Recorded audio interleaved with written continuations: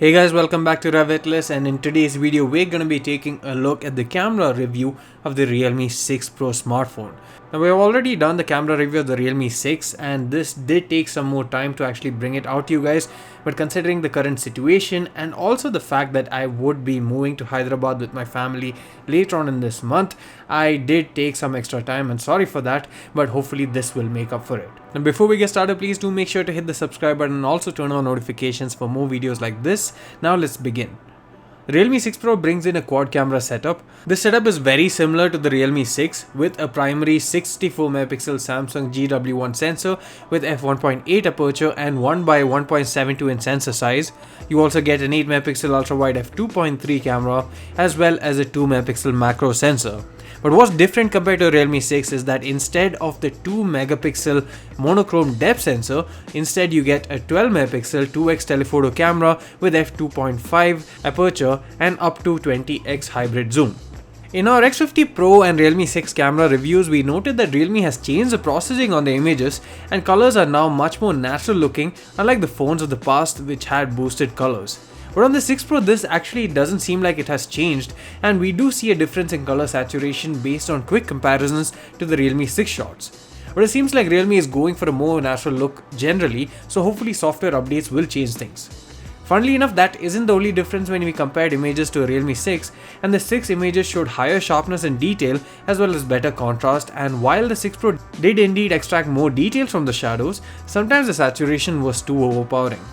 Sharpness, as we mentioned, wasn't too impressive, but considering it has the same sensor as the Realme 6 which was capable, we hope that updates can actually fix this. Images are given in 16MP resolution by default as a result of pixel binning. You can also shoot in 64MP resolution and the file sizes are quite a bit larger, around 3 times the size of regular 16MP pixel bin photos, but there's no real benefit to this in terms of sharpness or detail, and you also end up with more noise.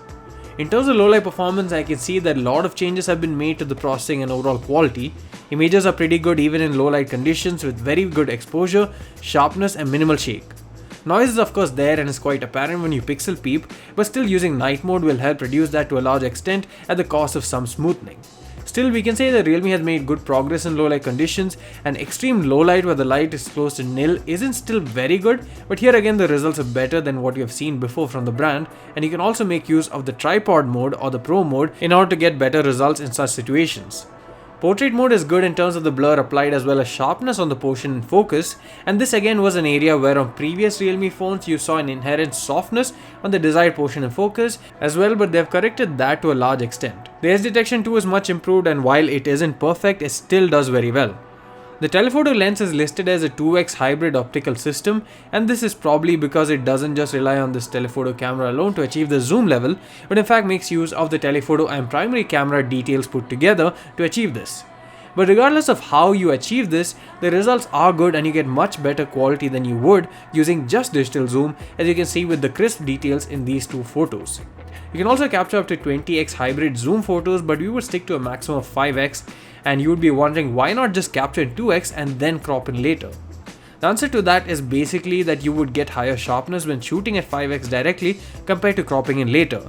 So we'd advise you to shoot in 5x directly for that marginal improvement, or even maybe just capture in both 2x and 5x and decide what to use later on. The ultra-wide-angle camera helps to capture a more dramatic field of view compared to the regular camera, but the images are much softer and aren't as detailed. There's also a difference in saturation as well as contrast and color tone between both the cameras, but the most noteworthy point is the negative chromatic aberrations.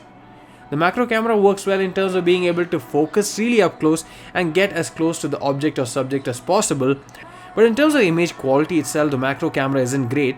There are a lot of aberrations, some vignetting and weird color, and most importantly, the low 2MP resolution means there isn't much detail or sharpness to work with. The front-facing cameras comprise of 16MP f2 IMX471 sensor along with an 8MP f2.2 ultra-wide-angle camera, which are housed in a display cutout at the upper left corner of the display.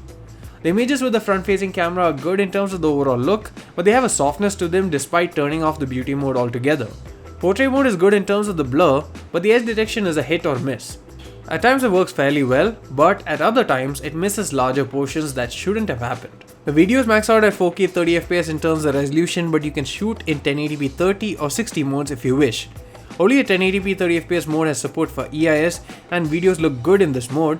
4K gives better detail and bitrate, but you need a gimbal or tripod or some stable surface to get non-shaky and good looking results. 1080p 60 is available without EIS as well, but I'd advise to stick to 1080p 30. The ultra wide angle camera can also shoot 1080p 30 with EIS, but there seems to be some issue where the video seems glitchy. This is especially noticeable in the center portion of the frame, so focus your attention there. This is with the latest version being installed as well, mind you.